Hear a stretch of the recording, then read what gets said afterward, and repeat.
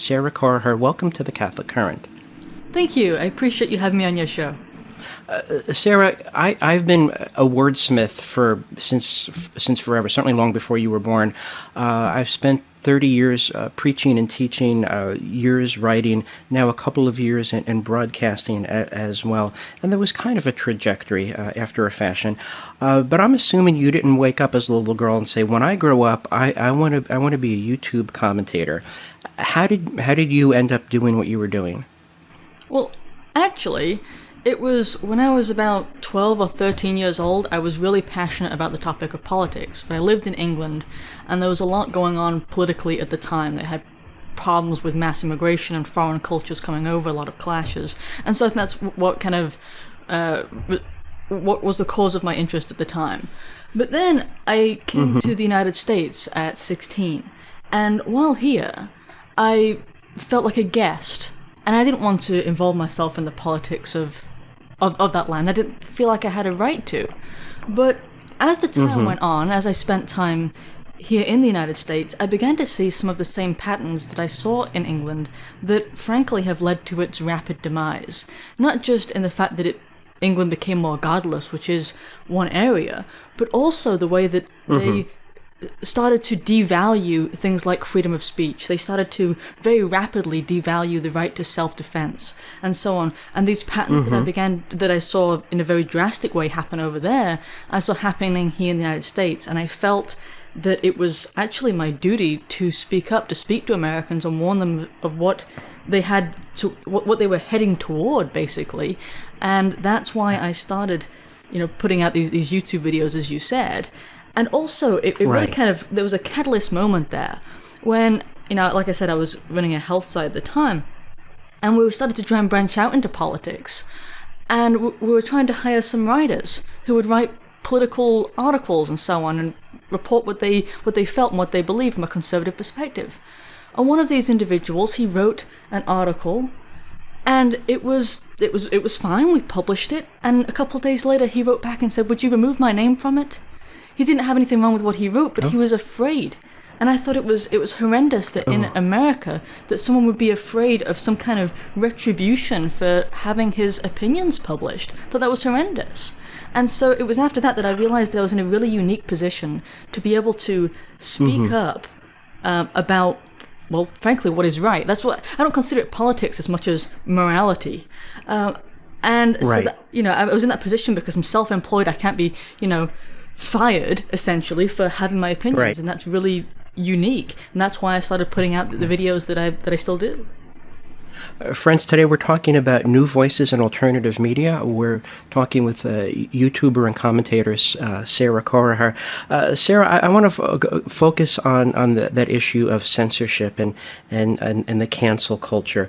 Having spent a lot of time in higher education, I was told there are a lot of things you just can't say, or you can't say them that way, or it's forbidden topics. And yet somebody has to speak up. There is the statement that if you want to know who rules you, find out who you can't criticize. And I like your distinction, too, between politics and morality. You're not seeking power over anyone. You're just sounding the alarm to say, look, I saw this in the land of my birth, and now I'm seeing it here. This can't end well if we don't make a course correction. And I add to that, I studied in London from 94 to 96, and I have very happy memories there. But I've been watching it decline over the years. I have some friends in London still. I'm alarmed by what I see. When you talk about looking at things from a moral perspective, what do your moral compass points look like? Where do you draw your principles from? Well, I think that principles have to come from the Bible, from Christ. And I think that's one of the main problems with England, to be honest. And it's something that I've spent some time studying to try and understand. But it seems like the British culture as a whole sort of rejected Christianity after World War II. Like, that particular generation came to this conclusion of, why could God let this happen? And they took that to such an extreme that they took their rage and their hatred toward God that they raised future generations that didn't acknowledge him. And, you hear people nowadays talk about ethics as if they can be separated from Christian values. And I don't think they can. I mean, I've said to some people, like, for example, if you grew up in some, heathen society out there in some tribe, and they, in that tribe, viewed cannibalism as a good thing, or viewed murder as a good thing, why would you, as an individual, think that that was not a good thing? The truth is that you wouldn't. Right. Right? And this is something that, like, modern secular people like to assume that we are moral beings inherently. I would argue that we're not. That we're flawed human beings inherently, and that's why we need these lessons, these biblical lessons. If you grew up in that tribe, there's nothing that would tell you this thing is wrong that I've been taught my whole life is right. We need these foundational values that now society rejects. And as it rejects those values, we see society falling apart. We see society plummeting, I would argue. Well, no, I'm very much inclined to agree with you. Obviously, I just published a book on moral methodology, and it's from a philosophical perspective, but it's clear that the place that a true morality can best flourish, I think, was in a Christian context. I've been reading recently a book called the Year of Our Lord 1943: Christian Humanism at a Time of Crisis by Alan Jacobs, and it was primarily about English authors and some continental authors, and they were saying, hey, the Americans have entered the war on the side of the good guys. It's only a matter of time before we win. Thanks, America. Let's plan for the post-World War II society, what it would look like. And across the spectrum, pretty much everyone agreed, if you don't have a really robust Christian culture fostering a lived Christian morality and ethics, we're just going to end up in a deeper hole than the hole we're emerging from right now. And I think it's painful to read this book, because these very thoughtful people who had seen the suffering firsthand, no one listened to them. They played the role of Cassandra. So, do stupid things, win stupid prizes. Rejecting God and God's design for humanity is certainly a recipe for disaster. As you look out ahead in the coming months, what's the trajectory, on your view, of American culture and society? Where are we going between now, say, and the end of the year? Well, between now and the end of the year, we're going toward a much more violent society. As you see, those on the left predominantly are those who are, being extremely aggressive, trying to destroy, supposedly in the name of injustice. They are committing acts of gross injustice. They're burning down businesses, attacking people. There have been actual shots fired, I think, just in the last few days, supposedly in the name of correcting injustice, which is a terrible irony. And in the... Yes. But if I can just say, I think the longer term is what bothers me, because the conservatives, there used to be this term, Christian conservative, and it was almost redundant because conservatives were seen as Christian. But nowadays, the modern conservatives aren't Christian anymore, and that's what worries me. The fact that so often conservatives are trying to divorce their values from the Christian values that actually founded the country, that are the conservative values themselves. There isn't really much of a distinction there, or there shouldn't be, but there are people who are trying to separate them, and I think that is what disturbs me most. That you can't just say, well, just stay conservative and everything will be okay, when the conservatives, or the Republican Party most especially, is increasingly rejecting and moving further and further away, and moving further left, I would say, as they embrace secularism. Well, Sarah, I think what you've pointed to is what I would call in my classes the rationalist fallacy. If I only explain myself clearly enough, people will understand and agree. And of course, that's a trail of tears. The heart needs to be converted as well. And for the heart to be converted, ultimately, you need God's grace. Friends, when we come back, we're going to continue our conversation about new voices in alternative media. We're welcoming commentator and YouTuber Sarah Corriher. In the next segment, we're going to talk about a disturbing video she did about classroom secrets. If you're a parent and you've got a kid going back to school, especially online, you need to hear this. Remember, our rallying cry at the Catholic Current is Christus Mundo, Mundus Christo, bringing Christ to the world and the world to Christ. We do it because our Lord says so. We do it for the greater glory of God, the good of our neighbor, and the salvation of our own soul. After the broadcast today, go to stationofthecross.com, get our resources list, download our audio as podcast. My new book launched yesterday. Check it out at Amazon. It's called Real Philosophy for Real People, Tools for Truthful Living. Check it out, please. We'll be back in 2 minutes. Stay with us. Our guest now is known as the Crusader Gal, Sarah Corrier. We're going to link to her website and her Twitter feed. Sarah, I want to talk about the really disturbing video that you did. And it wasn't anything that you said or did. You were just reporting facts, which can be alarming at times, depending on the fact. But it was called Classroom Secrets. And given that kids are getting ready to go back to school in one form or another, I really wanted to put a bright spotlight on this. Tell us about the video, please. Sure. The video was me kind of commenting on and being outraged at multiple teachers who announced on Twitter, actually, that they were concerned about parents listening in on their kids' education. Now, that's more of a thing because kids are learning from home, right? They're doing their video chats to learn. And these supposed teachers were listening in were afraid that parents would listen in and be outraged at what they were teaching. But Matthew Kay was one of those teachers. He's from Philadelphia's public education system. And he said, I just want to quote you just a tiny fraction of this. He said, "If we are engaged in the messy work of destabilizing a kid's racism, or homophobia, or transphobia, how much do we want their classmates' parents piling on?" Unquote. You see, the thing is, he thinks it's his job to, quote, destabilize a kid's, as he puts it, racism, homophobia, etc. Okay, well, firstly, he shouldn't be destabilizing any kids, but more than that, he thinks it's his job to indoctrinate.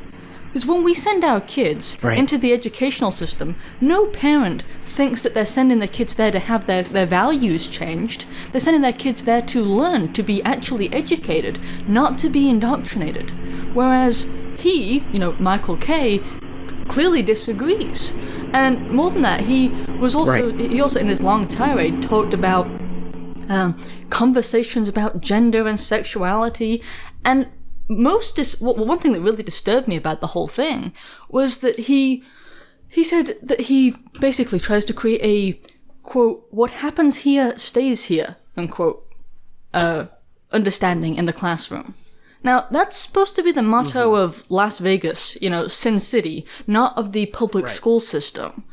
And there's something kind of really scary about that. The idea of sending your kid into an environment with an adult where he's going to have some kind of special secret. I mean, that's the way that, frankly, pedophiles try to groom their children. That's the process that what it's referred to as grooming, when an adult tries to create this relationship, this trust with a child and keep secrets with the child. That's how it starts. This should be something that a teacher especially finds alarming, this whole idea that, you would have this special relationship, that you would keep everything from the parents.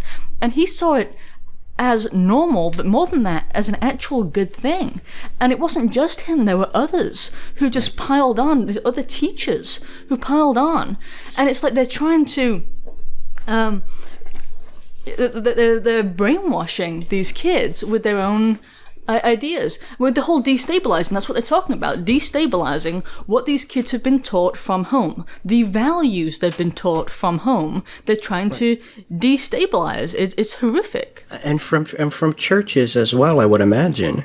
Yeah, absolutely. That people who are being paid tax dollars to teach, say, mathematics, are they've taken it that the real mandate is to recorrect the moral foundations of the children in their care. I find this appalling, and as I said, the whole thing of we're going to have our special secret, and teacher is going to be your special friends, and no one needs to know.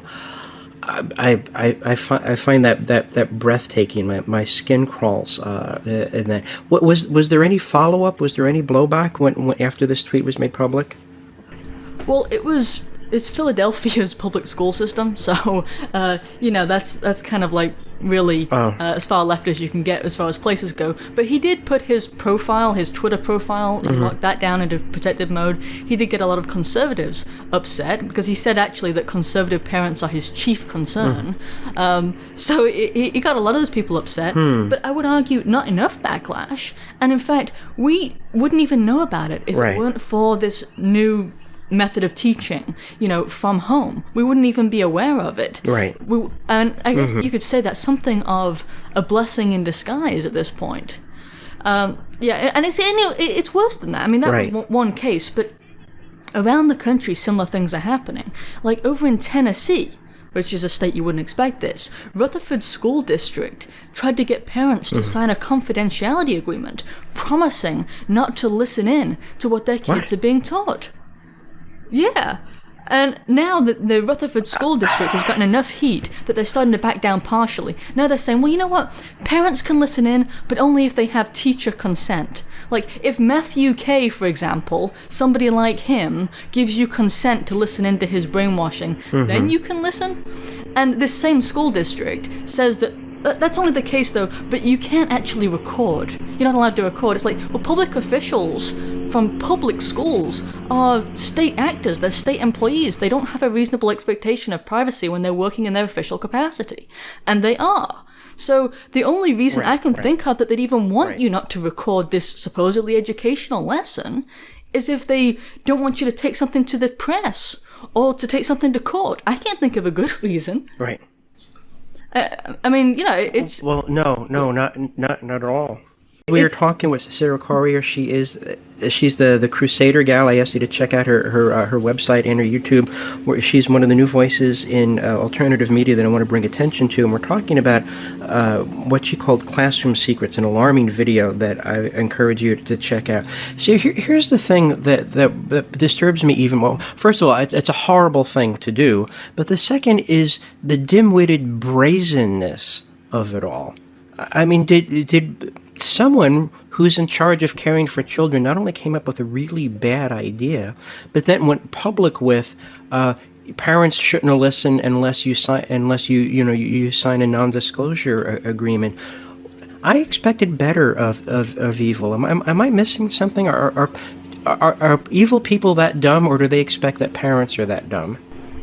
I think that they expect that people won't fight back. And to be honest with you, it seems like so often they're right. Disturbingly often they're right. That people, you know, when I was growing up, and it wasn't that long ago, I used to hear teachers complaining about parents who weren't willing to get involved in their child's education. That used to be kind of a trope. These parents just drop off their kids and they don't pay any attention to what's going on in our classrooms. That used to be a complaint. And I'd say that's a reasonable complaint. Right. If you have kids, you should try and get involved and try and help them to excel. But now the opposite is what they're saying. Now they're saying, we don't want you listening in because, you know, your kids are our kids. That's implicitly what they're saying. That when your kids, you know, are talking to us, they're ours. They're sort of a property almost. It's really alarming. And, you know, when it comes to this whole thing of how they're managing these virtual discussions, there was one case, I don't know if you're familiar with this, in Baltimore County, Maryland, where an 11-year-old had BB guns hung on his wall behind him in his bedroom. You know, like a lot of 11-year-old boys might. It was a Red Ryder BB gun, kind of iconic, right, from the Christmas story. The teacher reported the fact that he had this gun, first to the principal, Jason Filer, in this public school, and then the principal reported it to the police. Reported a gun being seen in the video to the police. And the police actually came by. Now, this is a teacher basically looking around on this kid's feed for things to complain about, snooping, like using video conferencing to spy on a student's private life. And then the police showed up, said they'd like to search the house for weapons and asked for consent. They asked for consent to search because, of course, they had no warrant because no crime had been committed. The mother, who was the only one home at the time, said she was really distressed later that she had actually given them consent. She said, quote, "I felt violated as a parent for my child who's standing there with police officers in his room just to see the fear on his face," unquote. So they terrorized this 11-year-old boy who's an outdoorsy type, Boy Scouts and all, is into archery, likes guns. I mean, it wouldn't have mattered actually if it was a real gun behind him. Because this is America. If his parents were okay with it, then, I mean, that's the way it is. But what they did was they tried to say that he brought guns to school. He didn't bring guns to school. They were in his bedroom. I mean, that's just kind of audacious. But that was the excuse used by the student and by the teacher and the principal. I mean, that's what I mean when I say that they think that they own your kids. There is no private sphere from which the government snoopers are not welcome or don't have access. So, you know, I would say this: if you've got to do online education with your kids, you've got to have some kind of discrete background.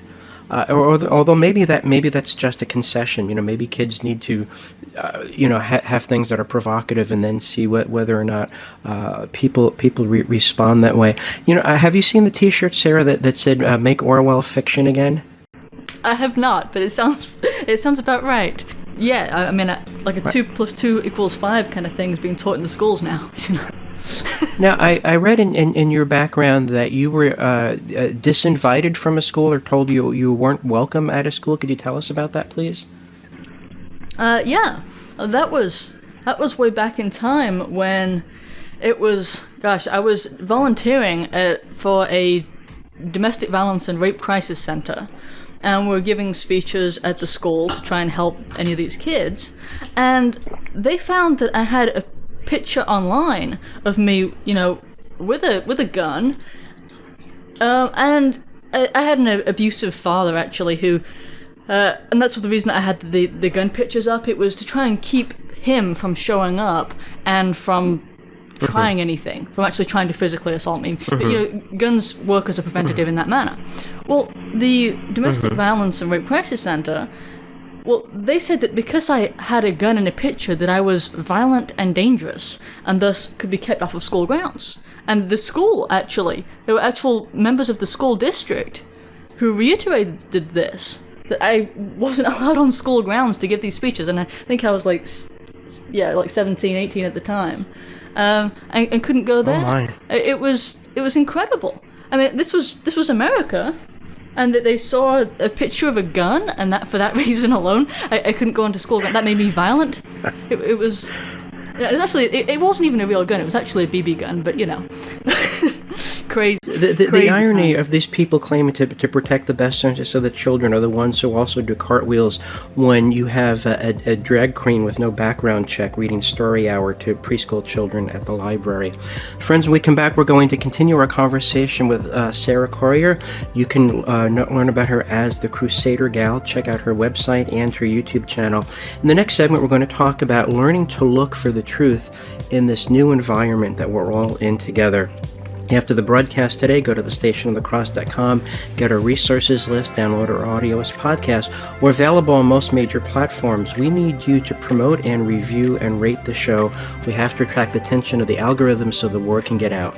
We'll be back in 2 minutes. Stay with us. Today is a doubleheader. In the next segment, we're going to get a call from the White House from Jennifer Lichter, Deputy Assistant to the President and Deputy Director of Domestic Policy. We'll be talking about pro-life initiatives coming out of Washington, D.C. Our guest right now is known as the Crusader Gal, Sarah Corrier. She is a social commentator, a YouTuber. We're going to link to her resources on our own homepage. In this segment, we're talking about new voices in alternative media. Sarah, how do we look for the truth these days? When I was a very young boy and Walter Cronkite said, and that's the way it is, at the end of the CBS News, you believed him. And one of the reasons was because there really wasn't any place else to go. And Walter Cronkite had almost a divine aura about him. Years later, we discovered he had clay feet. And I also think of Abraham Lincoln's observation, don't believe everything you read on the internet. Where do you go for your news sources? I've been following your channel for several months. You seem to be on top of the issues. How do you get informed, and what do you recommend? It's hard to get informed, and so I'm hesitant to say use this one source and believe it and trust it, because there is no one source that you can believe and trust. It's one of the reasons that I do what I do, because what I end up doing is reading from left-wing news sources and picking out and finding the errors, the omissions, and so on, and then making videos about it. So what I actually read is not conservative media, because there really isn't much of a conservative media, if I'm to be honest. I mean, when you really look at what the conservative media is made up of people who are looking at the left-wing media and then just kind of re-reporting it without the same spin. But they're not actually on the ground. I settle for factual media. Right. I'm with you, but I don't think it actually exists. I think it was long something of a bit of a myth, in the sense that everyone has their own bias. Some people, I think, are more honest about it than others. I do go to certain places just to find lots of news, and then after I get that news, I can, find what's important and so on. I use sites like whatfinger.com. I use sites like trends.gab.com, which gives you essentially headlines, and you can choose what it is that you want to read, and the headlines aren't filtered based upon ideology. Like, that one doesn't agree with me, so I'm not going to put that headline up. They don't do that. And frankly, most of the major news sources actually do. I also, at my website, at sarahcorey.com, I put together, it's on the menu, it's called The List. It's a list of all these different video creators who I think do a decent job, who try to do a good job of putting this stuff out. Some on the culture, some on the news. And I did that in large part because it's hard to find, good people. It's hard to find good news. It's hard to, and it's becoming harder because of the stranglehold of big tech that is trying to make it harder. It's not accidental. It's completely intentional. When you look up The Crusader Gal on Google, I don't show up. If you do it on any other search engine I've been able to find, I show up first. Why is that? Google isn't a bad search engine in the sense that they're incompetent technically. They're certainly not technically incompetent. No. So when my own site doesn't show up for that and nobody else is using it, then what does that tell you other than the fact that it's an active censorship? And frankly, it's been exposed that big tech is constantly involved in censorship in an effort to change the outcome of the election. And, I think not enough has been done politically in order to unwind that, in order to prevent the election meddling that's taking place. And the people who are in these big tech institutions are in large part communists. They're communists, and they're people from other countries. And I don't mean that in the sense that other countries are bad. I mean that in the sense that different countries have different cultures. And that reflects on the sort of attitudes that they have. For example, I can't think of another country in the world that values free speech to the effect that America does, to the degree that America does. And that's why when you have an all-American company, they're much more likely to, in what they produce, to value free speech, for example, than somebody from another country that doesn't value free speech, that says, well, we like free speech except for this speech that criticizes the government, or except for this hate speech, or except for this. That's not actually free speech, of course, as you and I both know. And before I let this one go, I do want to say Project Veritas has done some wonderful work exposing big tech. I don't know if you know who they are, but they do some fabulous work getting behind the scenes in big tech and exposing the fact that they really are election meddling. They really are tampering with the results, and they really are making people try and feel like they're alone. When they do this thing called shadow banning on Twitter, since you mentioned Twitter earlier, what they're doing is a psychological warfare to try and make people feel like they're completely alone. That nobody likes their stuff, nobody retweets them. Well, that just must mean that nobody feels as they do. That's not the case at all. They're just being manipulated to feel that way so that they will be silent. Don't be silent, speak up. I mean, they're trying to make people kill themselves and so on. Go ahead. Well, no. I mean, there's cyberbullying on the individual level and the corporate level as well. And I have a short list of people who I've listened to online and learned from a great deal, admitting fully that no source is perfect. And then I see that, they're not on YouTube anymore, or they're not on Twitter anymore. And I wonder why that is. And I did learn from your site also. I don't trust. I mean, it's an open secret that Google's search results are manipulated. And so I started using DuckDuckGo, and then you broke my heart about DuckDuckGo, saying that they've taken the ticket as well. So if you want an unbiased and also discreet search engine, I recommend StartPage as well. Friends, we're talking about new voices in alternative media. Our guest today is Sarah Corey. You can find her as the Crusader Gal. We're going to link to all of her resources on our show page after the broadcast today. Sarah, like you, I got into media not to be invited to the cool kids table, not to become popular, and certainly not to get rich. And I know it's an uphill battle in the morning, and I'm very blessed that I have the backing of my religious community and a great network of faithful Catholic colleagues. What gets you out of bed in the morning, and what gets you out of bed in the morning when you say, I just don't feel like doing it today? Well, I try and imagine a society where where everybody doesn't fight. I mean, we're in a battle right now, and we still have time, I think, to save America. And when I look at some of these countries in Europe, some of these countries that I will say have fallen, I don't think there is time. When I look at the country of England, for example, and I look at its problem culturally, I don't see a way to turn back the clock. But when I look around in America, I do see something not only savable, but worth saving. I mean, seriously, America is an incredible country with an incredible culture and an incredible heritage. And it is, gosh, it is worth saving. That's what gets me up in the morning and what gets me to fight. And right now, I know that this isn't, a political show, but increasingly there is a divide of not just Democrat versus Republican, but evil versus good. Like I said before, the conservatives aren't as Christian as they used to be, and that needs to change. But the Democratic Party has become the party of evil. The Democratic National Convention had on stage, just a few days ago, Billy Porter, the drag queen that was put on Sesame Street. They had him dressed in a dress at the Democratic National Convention. This isn't the sidelines anymore. That's who they are. This is a man who is playing the fairy godmother in the new Cinderella movie that's coming up.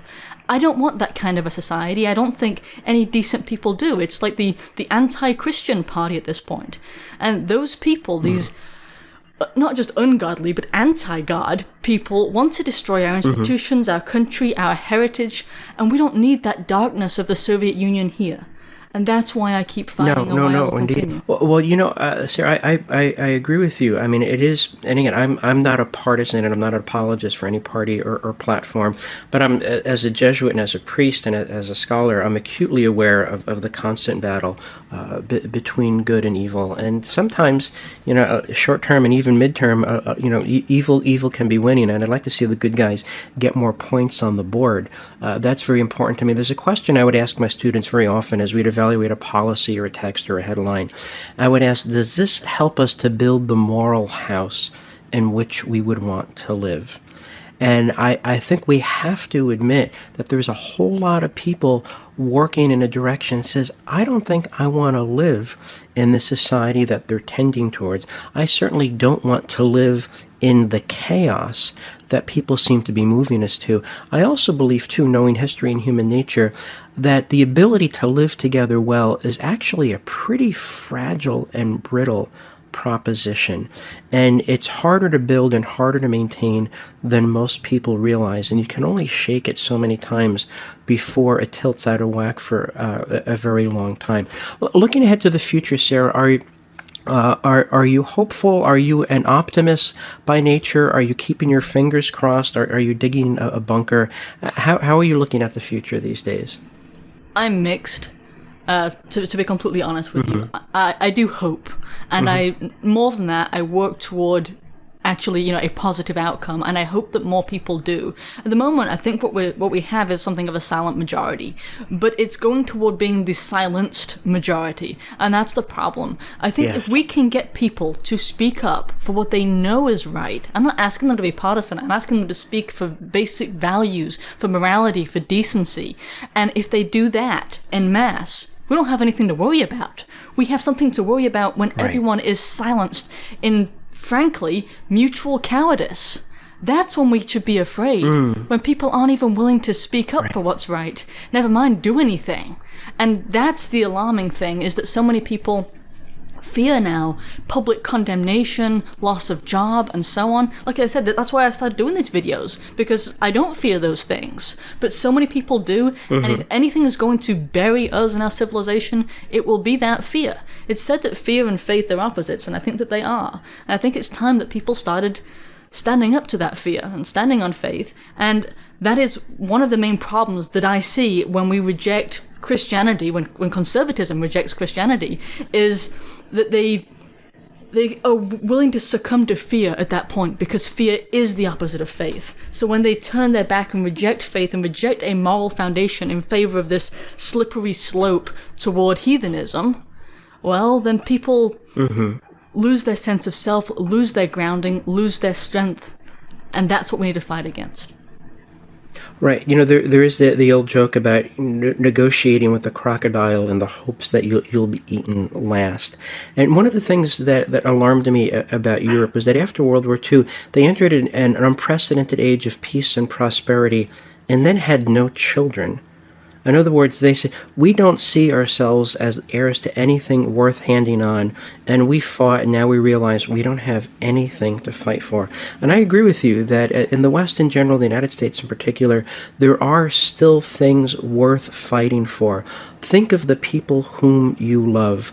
Think of the truths that you want your children and your grandchildren to know, and then begin to act accordingly. Sarah, where can, for people who are listening, taking notes now, where can we find your work? My website is sarahcorrier.com. So that's Sarah with an H, and then Corrier is spelled Corriih as in Hannah, ER.com. And if you search on something other than Google for the Crusader Gal, you should find me. Okay, and I understand. You have a coffee mug there. Is that available, or is that something that was a one-off made just for you? Yeah, they're available too. Oh, okay. That is good to know. Sarah, thank you for being a very fine guest. I look forward to continuing to watch your work, and I hope you might be interested in being on the show again sometime soon. I'd love that. Thank you so much for having me.